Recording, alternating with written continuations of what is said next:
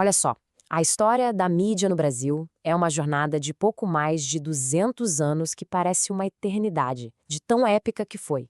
É uma história de revolução tecnológica que não só mudou o jeito como a gente recebe notícias, sabe? Ela, na verdade, moldou o país que conhecemos hoje. E para a gente ter uma ideia do tamanho dessa transformação, é só olhar para esse contraste. A gente saiu de um cenário com uma voz, uma única voz oficial falando para o império inteiro, e hoje a gente tem literalmente bilhões de vozes, todas coexistindo e competindo pela atenção. E tudo isso está ali na palma da nossa mão. É uma mudança, nossa, é radical. E tudo começa exatamente aqui, com a chegada da palavra impressa. Nossa história parte de 1808, um momento chave em que um decreto real não apenas trouxe a tecnologia da prensa para o Brasil, mas, sem querer, acendeu o pavio de uma revolução de ideias que estava ali, guardada há séculos. O que começou como uma ferramenta do governo evoluiu e muito rápido. Em 1808, a imprensa régia era a voz oficial. Ponto. Mas, em poucas décadas, essa mesma tecnologia foi usada para espalhar ideias de independência. Lá pela metade do século, os jornais já eram centro do debate político. E no finalzinho do século, a gente vê o nascimento de uma imprensa de fato independente. Isso foi crucial para a formação da nação brasileira. E esse aqui foi o marco zero, sabe? A Gazeta do Rio de Janeiro. Sim, no começo era basicamente um porta-voz do governo, publicando atos oficiais, notícias da corte, mas o ponto-chave é outro. Pela primeira vez, existia um veículo de informação impressa circulando de forma regular no Brasil. A sementinha estava plantada. E essa semente cresceu junto com a tecnologia. A Revolução Industrial mudou tudo. A gente pulou de prensas manuais, que faziam poucas cópias, para máquinas industriais que imprimiam milhares de jornais por hora. Isso não foi só um avanço técnico, não. Foi o que transformou o jornal em um produto de massa, chegando para um público muito maior. Agora vamos para a segunda grande onda de transformação. Se a imprensa exigia que a pessoa soubesse ler, a transmissão chegava a todo mundo e de forma instantânea. O rádio e a TV tinham um poder incrível de unificar um país gigante como o Brasil, de um jeito que nunca tinha sido visto antes. E o rádio, ali nos anos 30 e 40, era pura magia. A Rádio Nacional, principalmente, não era só uma emissora, ela era o centro da vida cultural do país. As radionovelas paravam tudo. Os programas de auditório criavam uma conexão super próxima com milhões de lares e seus cantores, eles se tornaram os primeiros superastros do Brasil. Eram vozes que unificavam uma nação. O mais interessante de ver aqui é como o rádio ajudou a construir uma identidade nacional. Pela primeira vez, gente lá do norte e do sul ouviam as mesmas músicas, acompanhavam as mesmíssimas histórias e se apegava aos mesmos ídolos. Claro, ele também foi uma ferramenta política poderosa, muito usada por Getúlio Vargas para disseminar sua ideologia. E então, veio a televisão. Começando com a TV Tupi, lá em 1950, a ascensão foi meteórica. A TV Globo, fundada em 65, criou um padrão de qualidade que a tornou dominante por décadas. Mas, como a gente está vendo, a história é feita de mudança. A chegada da TV a cabo e, mais recentemente, o streaming quebraram completamente esse modelo, dividindo a audiência em 1000 pedaços. Isso nos traz para a maior de todas as transformações, o dilúvio digital. A internet não foi só mais uma mídia. Ela foi uma força que transformou todas as mídias que vieram antes e simplesmente reescreveu todas as regras do jogo da comunicação. A chegada da internet no Brasil aconteceu em fases, né?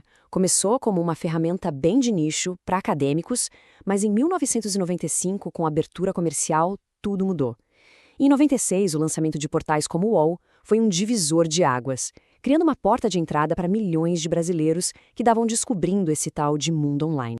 E para a gente entender a escala dessa migração, esse número aqui diz tudo. Em um único mês de 2020, a Folha de São Paulo alcançou quase 74 milhões de pessoas pela internet. Vamos pensar nisso? É mais gente do que a circulação de todos os jornais impressos do país somados durante anos. O poder de alcance mudou completamente de patamar. E se um jornal tradicional alcançou isso, um portal que já nasceu digital, como o UOL, mostra a real dimensão do jogo. 134 milhões de usuários únicos em 2021. Essa escala gigantesca não mudou só quem entrega a notícia, mudou a própria natureza da informação e o jeito que a gente interage com ela. O que nos leva direto para o nosso próximo ponto, a vida no algoritmo.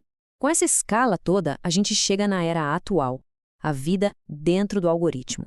Hoje, na maioria das vezes, não são mais editores humanos que decidem o que a gente vai ver. São algoritmos complexos e isso traz desafios novos e gigantescos.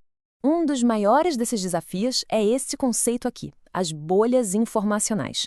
Basicamente, os algoritmos nos mostram mais do que a gente já gosta e concorda, nos fechando nessas câmaras de eco. Isso acaba limitando nossa exposição a ideias diferentes e serve como um combustível poderoso para a polarização que a gente vê na sociedade. Essa imagem aqui captura perfeitamente o momento que a gente vive. É uma batalha constante pela nossa confiança e pela nossa atenção. De um lado, a autoridade da mídia tradicional. Do outro, a influência viral e o alcance das redes sociais. E os perigos são bem reais. A desinformação que é feita para provocar uma reação emocional se espalha como fogo. A linha entre o que é jornalismo e o que é só um conteúdo de qualquer usuário fica cada vez mais difícil de enxergar, e as consequências de mentiras online podem ser trágicas no mundo real. No final das contas, a experiência de mídia hoje é muito assim, super pessoal, tá sempre com a gente no bolso e é perpétua. O fluxo de informação nunca para. É um consumo muitas vezes isolado e que consome totalmente a nossa atenção. Então, para onde a gente vai daqui? Vamos dar uma olhada nas questões que estão em aberto, nos desafios que vão definir o próximo capítulo dessa história que, bom, ainda está sendo escrita. Primeiro, inteligência artificial. Ela já está transformando o jeito que conteúdo é criado. Mas isso levanta uma questão fundamental. Quando uma máquina gera notícia, de quem é a autoria? E talvez mais importante, de quem é a responsabilidade? E uma pergunta ainda maior. A desinformação hoje não é mais artesanal, ela é industrial, produzida em massa para manipular a opinião pública. A questão que fica, essas nossas instituições democráticas que dependem de um debate público saudável conseguem resistir a esse tipo de ataque? E a gente não pode se esquecer que essa revolução não chegou para todo mundo. Milhões de brasileiros ainda estão à margem do mundo digital.